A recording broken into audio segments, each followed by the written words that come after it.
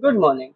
My name is Nishant Rajadhyaksha, and I'm going to be presenting the project titled Diffusion-Based Graph Super Resolution with Application to Connectomics, supervised by Dr. Islim Rickett.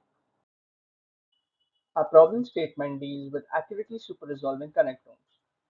We essentially try to super-resolve a connectome from a modality having a lower resolution to a modality having a higher resolution, which allows us to bypass the cost of acquiring the higher resolution data.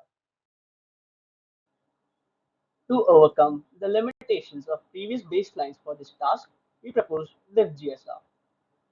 Diffusion-GSR essentially creates a mapping function between connectomes of a lower resolution to connectomes of a higher resolution. Diffusion-GSR utilizes the classifier-free guidance approach, thereby skipping the cost of training a separate classifier to perform guided diffusion. Diffusion-GSR has the ability to super-resolve connectomes of different modalities. Diffusion-GSR consists of three modules. They are the process for adding noise, the conditional denoiser network, and finally sampling. To add noise to a sample connectome up to a time step t, we first fix a noise schedule, which is linear in our case. This gives us the noise to be added at time step t, which finally transforms the original graph to a noisy graph. We add noise according to this forward equation, where betas control the amount of noise to be added. We set betas so that the graph at the last time step is pure Gaussian noise. Another closed-form expression for this process can be expressed by the given equation. This equation helps us decide how much noise to add given the initial graph so that we don't have to simulate each graph in the markup chain of the forward process. The conditional denoising network effectively learns to predict the noise added to a graph given the time step and the noisy graph. We can effectively condition this process on an input so that the network can predict what noise to subtract to guide the process to a desired output given a conditioning input, thus creating a mapping function. The conditional denoiser network consists of a basic unit with an encoder and decoder architecture. We essentially encode the noisy graph by passing it through the encoding block consisting of convolutional layers. We then add conditioning input to these encoded features. A low-dimensional source graph acts as conditioning information in our case. The source graph is first transformed to a scalar value by MLP layers and is then used to condition the output of the unit. We use time steps as additional conditioning information. We finally pass the condition information through the decoding block by utilizing transposed convolutional layers. The network then finally predicts the noise which was added during the forward noising process. We train a network by utilizing the MSE loss and optimize over this loss using the Adam optimizer.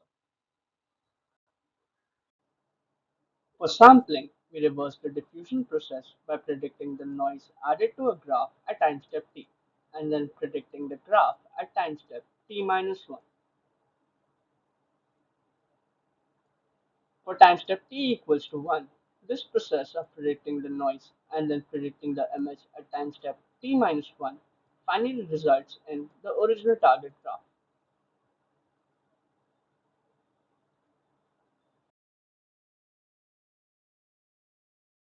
This diffusion process can be represented as the following, where we convert Gaussian noise into a desired output distribution given some conditioning information. We use threefold cross-validation to evaluate our Diff-GSR framework.